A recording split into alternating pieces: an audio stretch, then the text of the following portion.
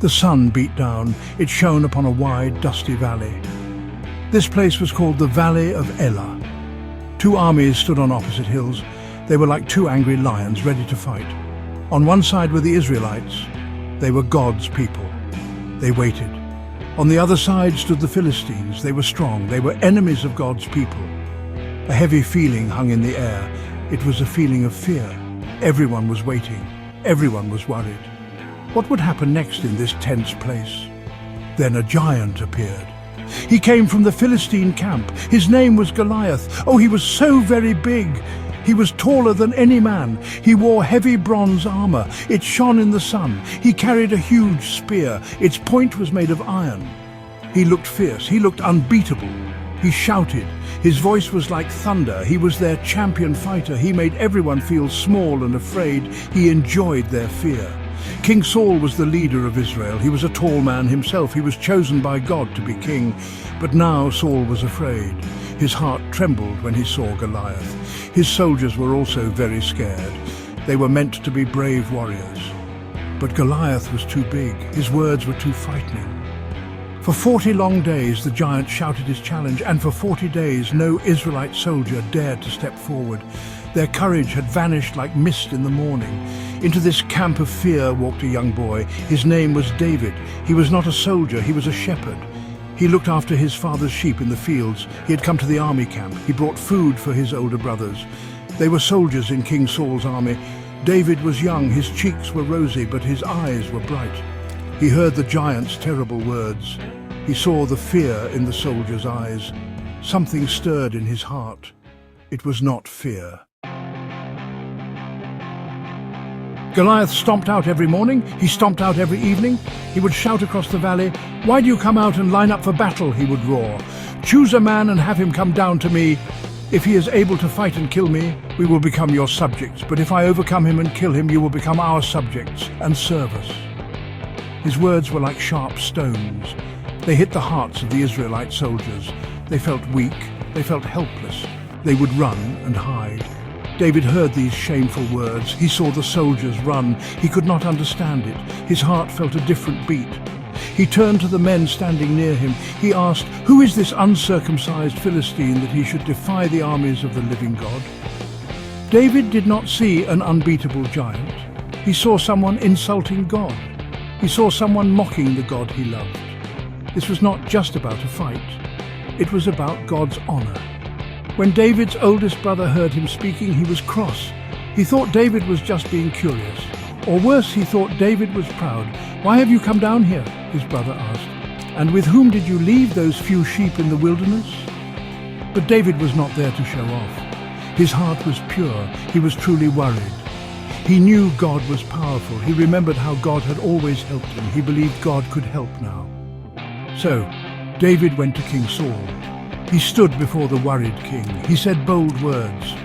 "Let no one lose heart on account of this Philistine. Your servant will go and fight him." King Saul looked at David. He saw a young shepherd boy. He was not a trained warrior. "You are not able to go out against this Philistine and fight him," Saul said. "You are only a young man, and he has been a warrior from his youth." Saul saw only what his eyes could see. David did not give up. He told King Saul about his life as a shepherd. He told him about dangerous times. "Your servant has been keeping his father's sheep," David explained. "When a lion or a bear came and carried off a sheep from the flock, I went after it." He spoke with quiet strength. He knew where his help came from. He said, "The Lord who rescued me from the paw of the lion and the paw of the bear will rescue me from the hand of this Philistine." His faith was big. King Saul listened. He saw the faith in David's eyes. So he said, "Go, and the Lord be with you." Then Saul dressed David in his own tunic. He put a coat of armor on him. He put a bronze helmet on David's head. But the armor was too big. It was too heavy for the young shepherd. David tried to walk. He could not. So he took it all off. He chose his own tools. He took his shepherd's staff. He picked 5 smooth stones from a stream. He put them in his shepherd's bag. His sling was in his hand. David walked towards Goliath. The giant looked down at him. Goliath felt insulted. He saw a boy with a stick. "Am I a dog that you come to me with sticks?" Goliath shouted. He cursed David by his gods. David was not shaken. He spoke with a clear, strong voice. His words were full of faith.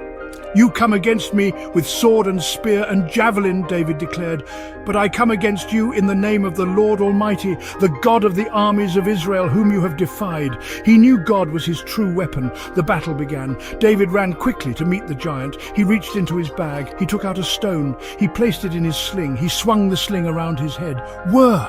The stone flew through the air. It flew straight and true. It struck Goliath on his forehead. The stone sank deep. The giant stumbled. He fell face down on the ground. He did not move. So David triumphed over the Philistine with a sling and a stone. Without a sword in his hand, he struck down the Philistine and killed him. God had won. When the Philistines saw their champion fall, they were shocked. Their mighty giant was dead. Fear gripped their hearts. They turned and ran. They ran as fast as they could. The Israelite soldiers saw it all. They let out a great shout, a shout of victory, a shout of joy. They chased after the Philistines. God had given them a wonderful victory. It all happened because one young boy trusted God. He was small, but his God was great. This day changed everything. David's courage was amazing. Where did it come from? It came from his deep faith in God. He did not focus on how big Goliath was. He did not focus on Goliath's scary weapons. Instead, David focused on how big his God was. God is bigger than any problem. God is stronger than any enemy. We all face giants in our lives. They might be big worries. They might be hard tasks. They might be sad feelings. These are our Goliaths. We can learn so much from David's story. We can learn to trust God completely. We can face our own giants with courage. We do not need to be afraid. God can use anyone. He can use young people. He can use old people. He uses ordinary people like you and me. He uses the simple things we have. A little faith can move big mountains. A small stone in God's hand can defeat a giant. He sees our hearts. The story of David and Goliath is a powerful reminder.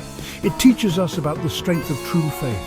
It teaches us about the power of great courage. Most of all, it teaches us that God is always with us. He will never leave us. He will help us overcome any obstacle. We just need to put our trust in him. He will fight our battles for us. He will give us the strength we need. Just like he did for David, he will do for us. What giant are you facing today? Remember David, remember God.